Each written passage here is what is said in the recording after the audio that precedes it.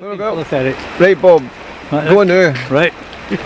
Bob Haddow and Chris Atkins are here looking at a ferry arriving from Pentland Firth.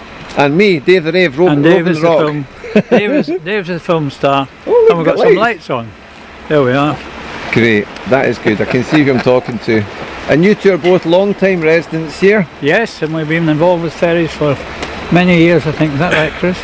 Well, been involved for a while and yes. been a very frequent user for 26 years. Just a short term, you know. Yes. And Bob, you've been at King's Cross since 1947, I know that. Yes, and I was born and brought up in the ferry in Cordon, Lamash. Okay, so we're here at the pier because we're watching the arrival of MV Alfred. That's some light. The catamaran. Yes, the first catamaran to be used on service. The Pentland, she came down before, but she is not on the service to Arran, and we hope this one will be on the service to Arran very soon. Yeah. She's been chartered with a crew for 9 months, and we think that during that time she'll make a big improvement in the service and be giving us more reliability than the Isle of Arran, which we expect her to replace. Very old vessel, 40 years old roughly now. Yes, the Isle of Arran, yes. Well, this one built in 2019, so she's getting on a wee bit too. Yep. And she's been pretty regular on the run that she's on, although she has bad weather up there as well. Up in the Pentland Firth, that's where she's running. Yes, the Pentland's pretty dangerous. She's going between Orkney and Caithness or ordinarily. Yes, most of the time. And her route's been taken over by maybe Pentalina. Pentalina, yes. The smaller one. And okay. The smaller one's doing 4 trips a day instead of the usual 2. The 2. And you've been on this ferry, haven't you, Bob? Yes, we went visited as part of our interest in ferries. One of the other members and I visited Orkney and met and talked to the owner for quite a long time. He's a very powerful man and has quite strong opinions about catamarans versus monohulls. A lot of people do have. Yes, it seems to be that we're catching up with the rest of the world. We seem to use them more. This is great, Bob. This is actually quite exciting, isn't it, to see this catamaran coming in here. Now. There are no catamarans on the whole of the west coast of Scotland getting used. Correct. So this is a big deal, isn't it? To be fair, there is one that crosses from Goort to, basically from Goort to Curn, but she's a tiny wee passenger vessel, and she's actually chartered by that. Come on up to the railing here, Bob, and we'll get a better look at it.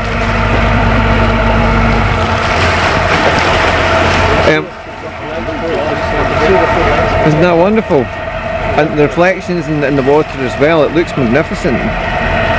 And there's been a debate going for 16 years from what I've heard, Bob, because they've been passing it backwards and forwards, the advantages and the disadvantages of catamarans for all these years. Yes. And what are the advantages of catamarans, Bob? Well, mainly I think they are very different and difficult to navigate because they're so wide and shorter, and they have certain unusual situations, particularly the engines. The engines can be replaced quickly and the drive systems can be replaced quickly. Right. Whereas a monohull, the engine is buried right into the bottom of the ship. So an engine change for a catamaran can be as little as 2 days, and that means that they actually have a spare engine. There's 4 engines compared to 2 on a big ship. Right. As far as it goes, the great issue which is coming up now is whether or not they are green. Right. And the greenness is of course concerned with fuel consumption. So from that point of view, fuel is the most important element in the cost, and basically catamarans can save Calmac. If they had all our big ships as catamarans, they would save nearly half of fuel consumption, which is quite high. If we're going to go green, we really have no choice. Most monohulls cannot be improved in their fuel consumption, and the lead sannets are certain hopeful additions. The stern arrangement is slightly different, and of course she's to use gas if they ever get the gas system correct by Lloyd's requirements. Right. So in the meantime we're looking at catamarans for most of the inner islands, and then test to find out if they are good seakeeping vessels on the Yes. outer isles and Well, that's the thing, buoy. because that's what they say, you know, is the potential disadvantage. They're better in shallow water, not so good in the stormy Yes. water, but this is a proven track record, of course, up north. Yes, but And- you must remember there are a lot of catamarans in the Caribbean, in Mexico, in particularly in the Far East, Korea, Philippines, Indonesia, all have fairly high numbers of catamarans serving the islands, and also we've seen some now coming into Lanzarote. The Lanzarote Forteventura run has one competing with the monohull. And this one will take 98 cars, which is just slightly more than MV Caledonian Isles, which is on this route, and or 55 cars and 12 commercials. Yes, yes. And a passenger capacity of 430, I think it Yes, was. roughly 430, depending on the circumstances. Yeah. The passenger capacity was not a crucial element in the ordering No. of this ship, because the run to Orkney doesn't have the same number of passengers, Yeah. the average, as we have here. We've got a problem with car capacity here, this is the thing, so really this is ideal for that. As you can see, she's quick to the earth. She's coming into the berth Coming now. in, well, coming into the other side there with the concrete ramp, so we'll probably go up there and have a look in a wee sec, Bob, to see how the vessel. Well, this is the most difficult ramp for her to couple to, since there's no link span. She's got to come in probably on the tide to suit that other side, as does the Isle of Arran.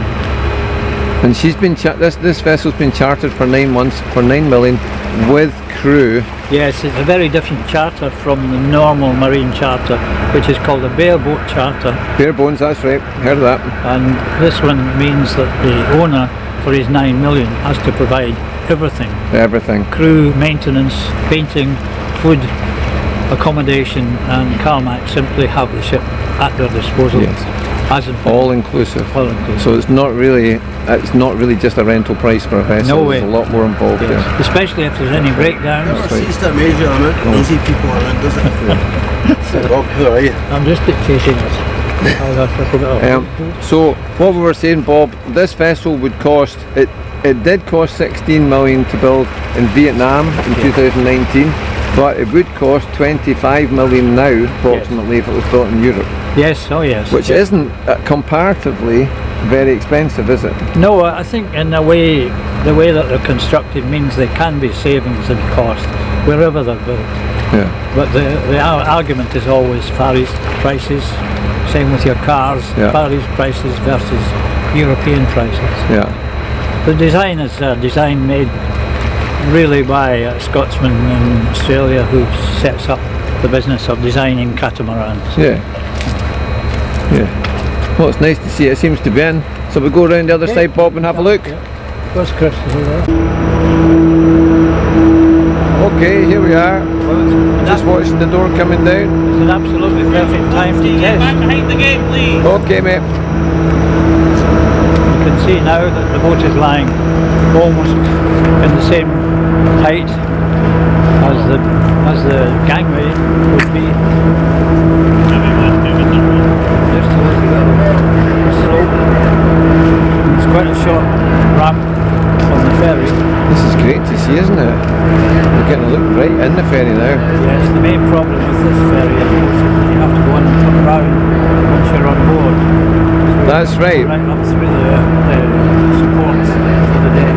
It's not a roll-on, roll-off, is No, it? it's not a boat-loaded ferry, and that's one of the road, isn't it? That's one of the disadvantages for Yes. the next version. The catamaran will not have Yeah. the new ones that are in order all have through. Okay, I see. Okay. So this one will take a bit longer to offload. Yes, but that can be, you can accommodate that because she sails faster. That's true, So yeah. if it takes up to 10 minutes to Yeah. load, then you can make it up crossing the line. Yeah. But we think that given a good crew and I planned to have the drone up for this particularly the lorries, I've been up with the dam, and it's too Yeah. so she may not run Well, actually, with time this table. like it would have worked. Out of time table synchronous time table with the camera. Yeah. Go on, take someone's head off. This is fascinating. Thanks, Davey. Personally, I've never had anything to do with a catamaran before, so this is all new ground for me. I think this is quite exciting Well, actually. you've got the propellers very wide apart. The propellers are down below the two hulls, and this means the manoeuvrability is very high. Yeah. She can turn on a short distance, and you can see she's just about the same width as the pier here, which is a wide pier. Yeah, that's right. Seems to fit quite nicely, to be honest. In terms of the year, it's a perfect fit. The main issue now is tidal levels and the ability of the ramp to accommodate low water or high water. Yeah. And did we mention that they were considering really using air as the base for this vessel if it's getting used? Yes, we've got this original information from Calmac, Yeah. but they were going to berth in Campbelltown. But it looks from what they've said basically that air is the alternative, which is more suitable for the Isle of Arran. But then, if they do want to go up the Western Isles, Campbelltown might be more suitable. On the other hand, there is a service from Campbelltown to Aground, which is about events again this summer, which has been cancelled. Yeah, of course. That was the Isle of Arran. Oh yeah, that was one of the first things to go, wasn't it? Because we had such a problem with capacity on the Brodick and Russian route. I do want to emphasise that within limits, the monohulls are limited by the power and the engine capacity to a certain speed, whereas these boats being lighter have a capacity to sail at roughly 18 knots compared to the 12 to 14 knots of the monohulls. Yes. So there's a flexibility there which the skipper can use, given fuel consumption. Figures being That's right, actually, yeah. It's got a bit extra speed there. Well, it means that if, for instance, you slow loading or there's delay loading, as we saw tonight with the Calais means that she can probably make up time. And that suits the buses better. There's always this problem of buses waiting to arrive at the ferry. Yeah. Just making some minor adjustments there.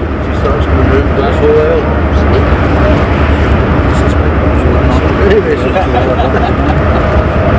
looks like they're tying up properly, doesn't it? One of the issues which we have, which will have to be resolved, is that on the Pentland Ferries route, the foot passengers go up the ramp, whereas on Seamal and Calmac there is a facility for gangway, and that's got to be sorted out in some form, given that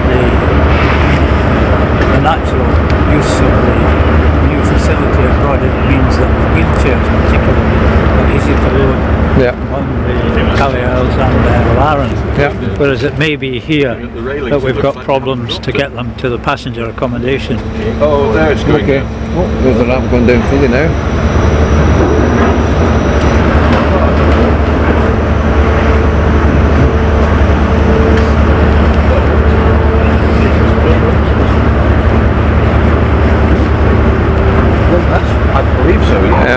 I looked up this vessel and it's got all the same facilities really on board as the Caledonian Isles. It's got a couple of lounges, a couple of kind of cafe seating areas, doggy seating area, these kind of things. Very similar actually. Yes, they're all standard requirements now. In Europe really. Yeah. It's not going to be a very big departure if we had it. There's the ramp.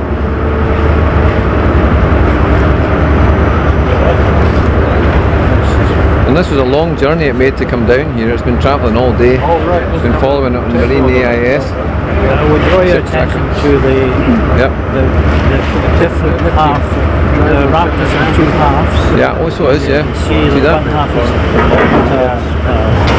handrail which can be jumped. You can take it off and put it on if you need. Yeah. It's actually, I think it's a passenger entrance. Yeah.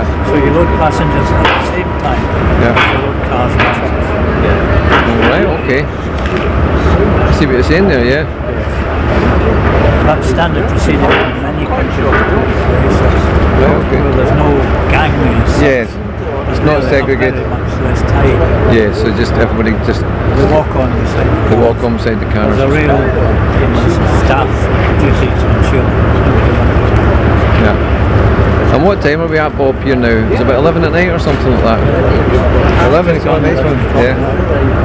Okay, so that's when it's arrived in Brodick on the concrete ramp, the one that's not usually used by the Caledonian Isles.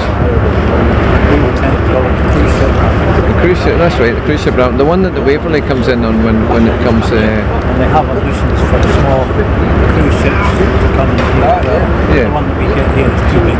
Yes, that's right, it sits in the bay, doesn't it? Is it too big? That's right. Oh, it's raining quite heavy now, Bob, isn't it?